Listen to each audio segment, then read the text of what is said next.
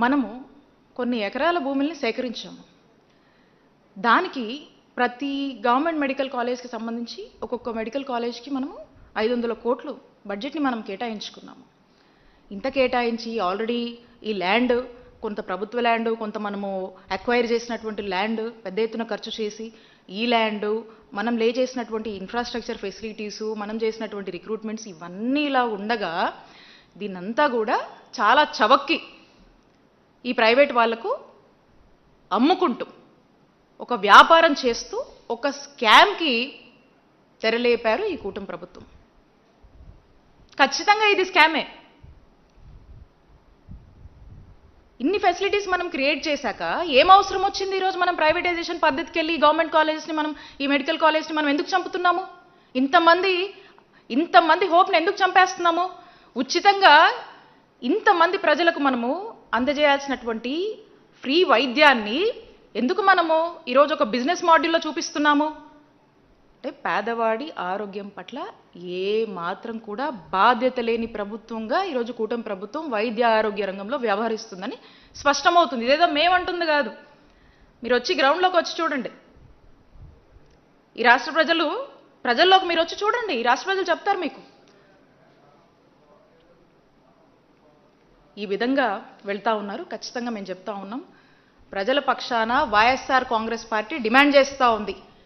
మేము ఈ ప్రైవేటైజేషన్ పద్ధతిని వైఎస్ఆర్ కాంగ్రెస్ పార్టీ వ్యతిరేకిస్తుంది. నిన్న మా నాయకుడు జగన్మోహన్ రెడ్డి గారు స్పష్టంగా వారి యొక్క స్టాండ్ని తెలియజేశారు. వారు అడిగిన ప్రశ్నలకి ఎవరు కూడా సమాధానం చెప్పట్లా. ఎవరో ఒకరు సమాధానం చెప్పండి. ఎవరు సమాధానం చెప్పట్లా.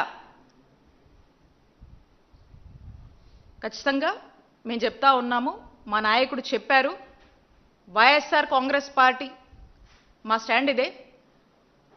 రేపు రానున్నటువంటి మా వైఎస్ఆర్ కాంగ్రెస్ పార్టీ ప్రభుత్వం, మా జగనన్న ప్రభుత్వంలో ఈ రోజున ఏదైతే నిర్ణయం మీరు తీసుకొని ఈ గవర్నమెంట్ మెడికల్ కాలేజ్ ప్రైవేటైజేషన్ పేరుతో మీరు అమ్మి ఒక స్కామ్కి తెరలేపి వ్యాపారం చేస్తున్నారో, పేదవాడి ఆరోగ్యాన్ని మీరు ఈరోజు అమ్మకానికి పెట్టారో, దీన్ని ఖచ్చితంగా రేపు మా జగనన్న ప్రభుత్వం వచ్చాక మీరు తీసుకున్నటువంటి ఈ నిర్ణయాన్ని మేము రద్దు చేస్తాము.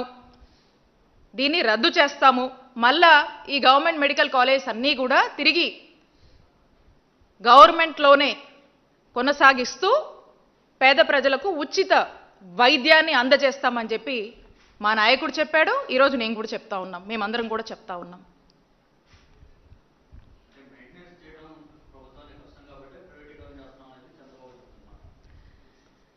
Null get to that point అండి. మీకు చెప్తా ఉన్నాను, మేము గవర్నమెంట్ మెడికల్ కాలేజ్ని 500 crores బడ్జెట్తో ఒక కాలేజ్ని కేటాయించి దీని ఇన్ఫ్రాస్ట్రక్చరు, దీని డెవలప్మెంట్ మీద మనం ఫోకస్ పెట్టి చేస్తూ ఉన్నాం. దీనికి కావాల్సినటువంటి అన్ని ఫెసిలిటీస్ కూడా మనం క్రియేట్ చేస్తూ ఉన్నాం.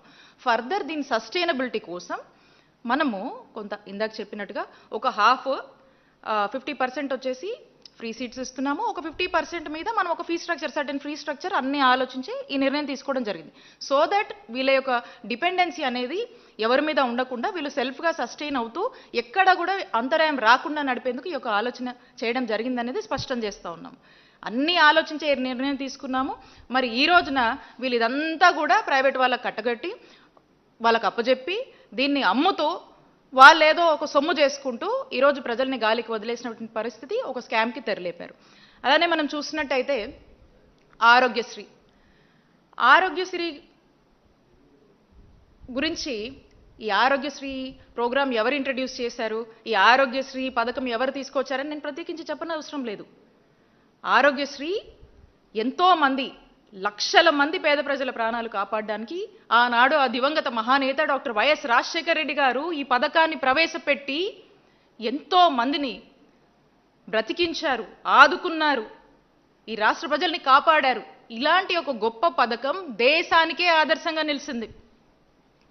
ఈరోజు దేశంలో ఉన్నటువంటి దాదాపు అన్ని రాష్ట్రాలు కూడా ఆరోగ్యశ్రీ అనేటువంటి ప్రోగ్రామ్ని వాళ్ళందరూ కూడా ఈ ట్రస్ట్ని ఫాలో అవుతూ అమలు చేస్తూ మరి ముందుకు వెళ్తున్నటువంటి పరిస్థితి. ఆంధ్రప్రదేశ్లో ఆరిజిన్ అయినటువంటి ఈ గొప్ప పథకం దేశానికి ఆదర్శంగా నిలిచినటువంటి పరిస్థితుల్లో ఈ రోజున కూటమి ప్రభుత్వం వచ్చాక అసలు ఈ ఆరోగ్యశ్రీనే లేకుండా చేస్తా ఉన్నారు. హైబ్రిడ్ మోడల్ అంటున్నారు, అదేదో ఇన్సూరెన్స్ మోడల్ అని మాట్లాడుతూ ఉన్నారు. ఈ ఎక్కడ లేని మాడ్యూల్స్ అన్నీ కూడా చెప్తూ ఈరోజు ప్రజలకు చక్కటి ఫ్రీగా అందేటి వైద్య ఆరోగ్య సేవలు